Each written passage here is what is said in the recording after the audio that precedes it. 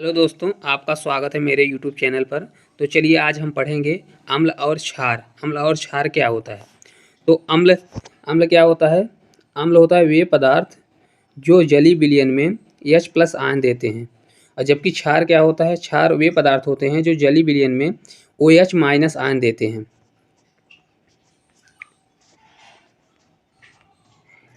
अम्ल स्वाद में क्या होते हैं। अम्ल स्वाद में खट्टे होते हैं, जबकि क्षार जो होते हैं स्वाद में क्या होते हैं, कड़वे होते हैं।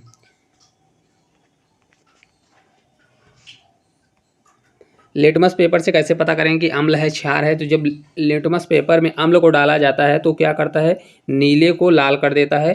और जबकि क्षार क्या होता है, लाल को नीला कर देता है।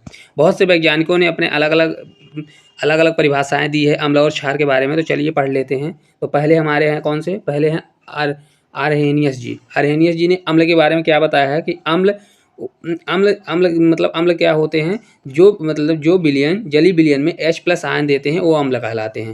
और क्षार क्या होते हैं, जो जलीय विलयन OH- आयन देते हैं वो क्या कहलाते हैं, क्षार कहलाते हैं।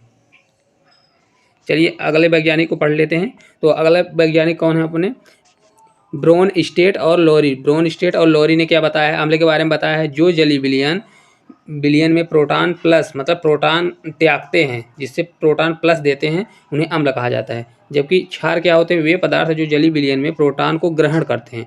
प्रोटॉन को ग्रहण करते हैं यानी ऋण आवेश आता है, उन्हें क्या कहा जाता है, क्षार कहा जाता है। चलिए अगले वैज्ञानिक को हम पढ़ लेते हैं। तो अगले वैज्ञानिक अपने कौन से हैं, अगले वैज्ञानिक हैं लुईस। तो लुईस ने क्या अम्ल के बारे में क्या बताया है, तो अम्ल के बारे में बताया ये पदार्थ जो अतिरिक्त इलेक्ट्रॉन को ग्रहण करते हैं, मतलब अतिरिक्त इलेक्ट्रॉन को ग्रहण करते हैं, वे क्या कहलाते हैं, अम्ल कहलाते हैं। और क्षार के बारे में क्या बताया है, क्षार के बारे में बताया वे पदार्थ जो अतिरिक्त इलेक्ट्रॉन का दान करते हैं, मतलब इलेक्ट्रॉन त्यागते हैं, उन्हें क्या कहा जाता है, क्षार कहा जाता है। चलिए हम सूचक के बारे में पढ़ लेते हैं कि सूचक के बारे में पढ़ लेते हैं कि सूचक क्या होते हैं और कैसे ये काम करते हैं। तो सूचक मुख्यतः 3 प्रकार के होते हैं। तो पहला हमारा सूचक होता है प्राकृतिक सूचक होता है, दूसरा सूचक होता है थर्मल सूचक होता है, तीसरा सूचक होता है कृत्रिम सूचक होता है। तो प्राकृतिक सूचक कौन कौन से होते हैं, लिटमस पेपर होता है और टर्मरिक हल्दी है। टर्मरिक जो होता है, टर्मरिक मतलब हल्दी होती है। और थर्मल सूचक कितने प्रकार के जैसे होते हैं, प्याज हो गया, लौंग हो गया, ये हमारे थर्मल सूचक होते हैं। कृत्रिम सूचक जो कृत्रिम मानव द्वारा बनाए गए सूचक कौन से हैं, फेनेप्थोलीन है, मेथिल है और मेथिल रेड है। चलिए अब हम पता करते हैं किसी भी मतलब लिटमस पेपर से कैसे पता करेंगे कि अम्ल है कि क्षार है। तो लिटमस पेपर से कैसे पता करेंगे, तो अगर लिटमस पेपर किसका बना होता है, पत्तियों का बना होता है।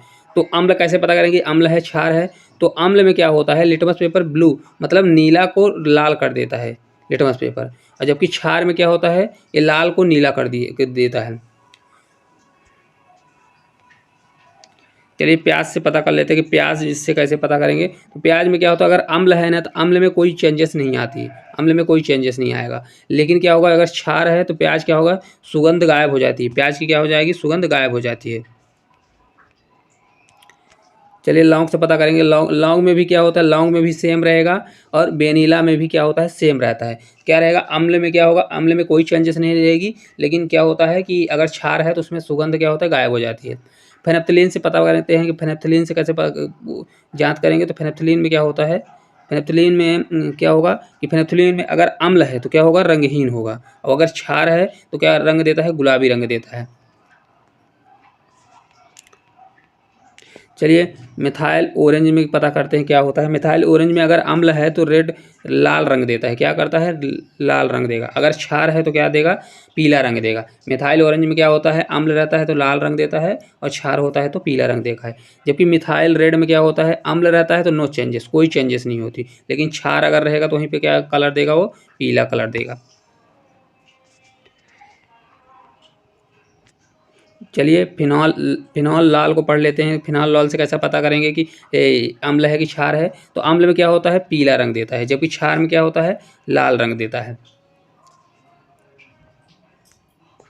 चलिए पीएच स्केल के बारे में पढ़ लेते हैं। पीएच स्केल क्या होता है। तो पीएच स्केल क्या होता है, एक ये अम्ल और क्षार मापने का स्केल होता है। इसको सबसे पहले किसने खोजा था, इसको खोजा था सोरेनसन ने।